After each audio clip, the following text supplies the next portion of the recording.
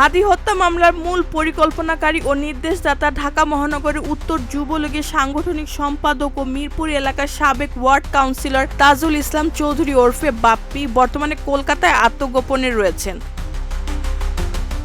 অনুসন্ধানে জানা যায় তিনি কলকাতার রাজারহাট ওয়েস্ট বেড়াবাড়ি মেঠোপাড়া এলাকায় ঝনঝন গলির একটি 4তলা ভবনের প্রথম তলার A3 ফ্ল্যাটে অবস্থান করছেন। ওই ফ্ল্যাটে তার সঙ্গে আওয়ামী লীগের আরও 4 থেকে 5 জন কর্মী রয়েছেন। স্থানীয় সূত্রে জানা যায় বাপ্পি পুলিশের পরিচয় এলাকায় বসবাস করছেন এবং প্রায় 1 বছরের বেশি সময় ধরে সেখানে আত্মগোপনে আছেন। এদিকে গোয়েন্দা বাহিনীর প্রধান অতিরিক্ত পুলিশ কমিশনার মোহাম্মদ শফিকুল ইসলাম জানিয়েছেন, হাদি হত্যায় গুলি চালানো ফয়সাল করিম মাসুদ দুবাইয়ে নয় ভারতে অবস্থান করছেন। ডিবির তথ্য অনুযায়ী এ মামলায় 17 জনের বিরুদ্ধে চার্জশিট দেওয়া হয়েছে। এর মধ্যে 12 জন গ্রেফতার হলে 5 জন এখনও পলাতক, যার মধ্যে বাপ্পি অন্যতম।